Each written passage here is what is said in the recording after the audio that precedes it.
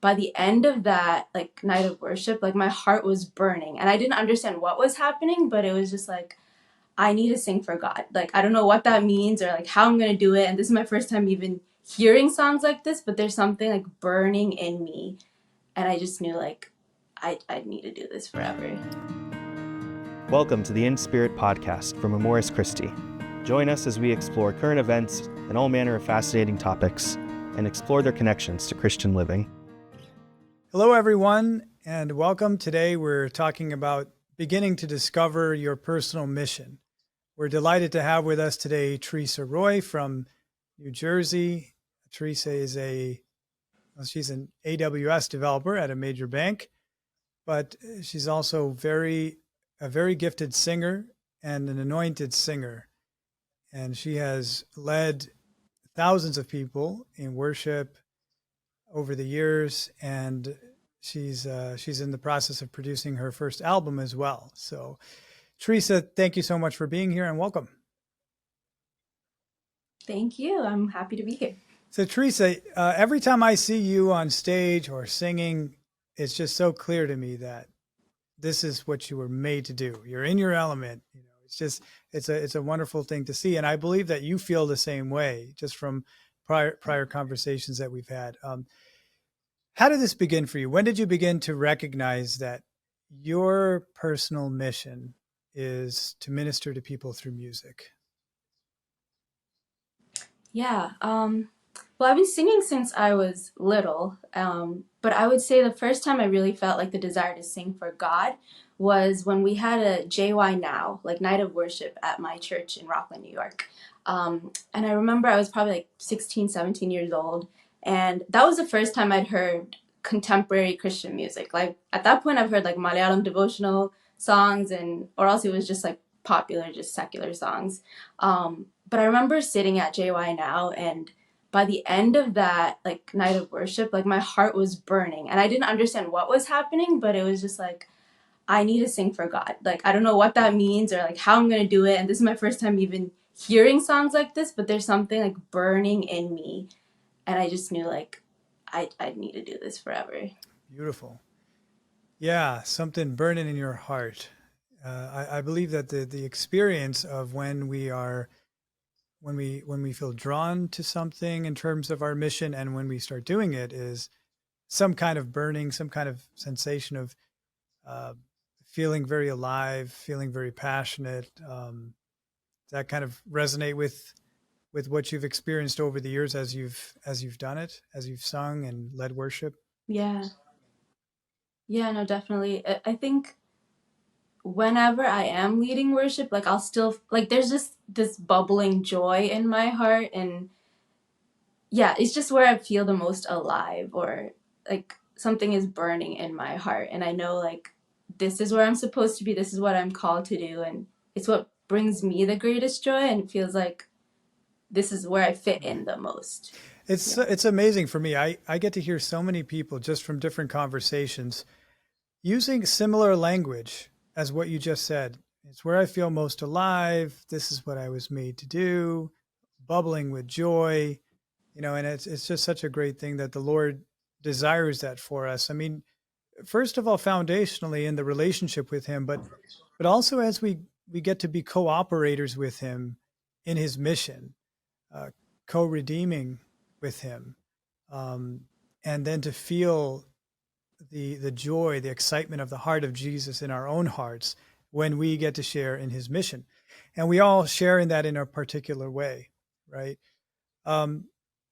Another common thing that I've seen is that closely associated with the personal mission is a name, that the Lord calls us by. And it could be a couple of names, but in prayer, in the relationship, in the intimacy with the Lord, where he gives us a name that tells us who we are in a deeper way, that reveals ourselves to ourselves in a deeper way. Like we see that in scripture, even, when Jesus calls Simon, and he says, well, you are Petros, in the Greek, that you are the rock on which I'm going to build my church. That name helps him understand his own identity. Your artist name is God's Little Songbird. Is that right? Um, Yeah, so it's or Little Songbird. Little Songbird. And Yeah. could you tell us a little bit about how you chose that name and what it means to you? Yeah, sure. So I was blessed to be at Mundelein all summer. And when I was there, I had the opportunity to go to a 3-day silent retreat. So I was doing music there for their retreats. And like during the silent retreats, I like was playing around with this name Songbird. So Songbird has been something that I've been thinking about for a few years. And it was one of the first poems that I wrote. So I really love writing poetry. Um, and I feel like the poems come from like this wellspring in my heart. I don't know how else to describe it. But I really felt Mother Mary sing these words to me. She said, "Sing, my little songbird, sing with all your heart, let your melodies pierce through the dark." And like on my Instagram, that's the first poem that I publicly posted as well.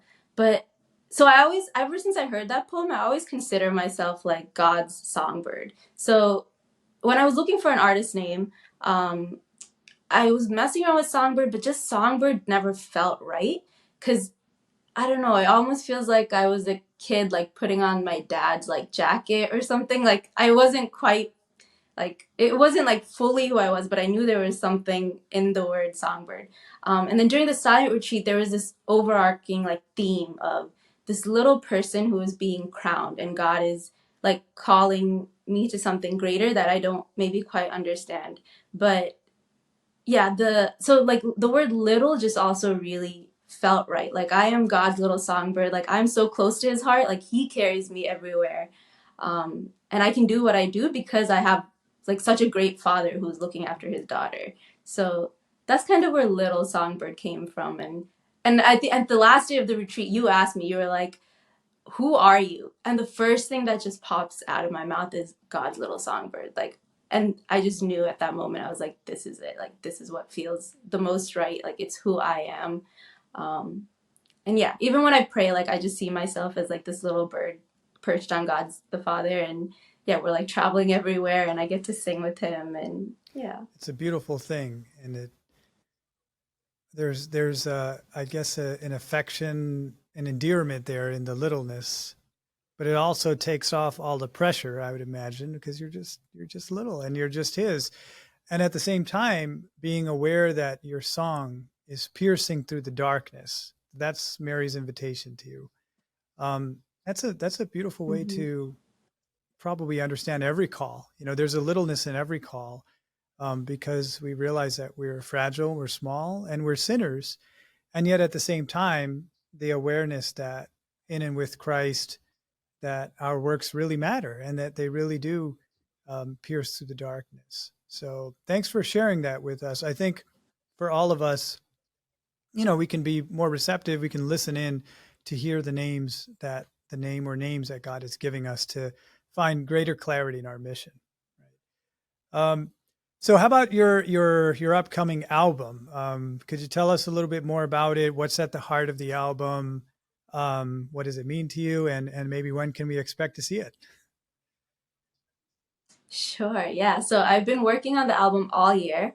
A really good friend of mine, George, he's been helping produce the whole thing. So I probably started writing this album 2, 3 years ago. And I remember like I knew what I wanted the album art to look like. So it's me holding out my hand and there's a bird perched on it. And behind it, there's like heaven. So like this bird is coming from heaven and it kind of represents how it's our like responsibility, I guess, as Christians to bring like that beauty and the wonderfulness of heaven into earth. And it's kind of me like accepting this call and like holding this bird.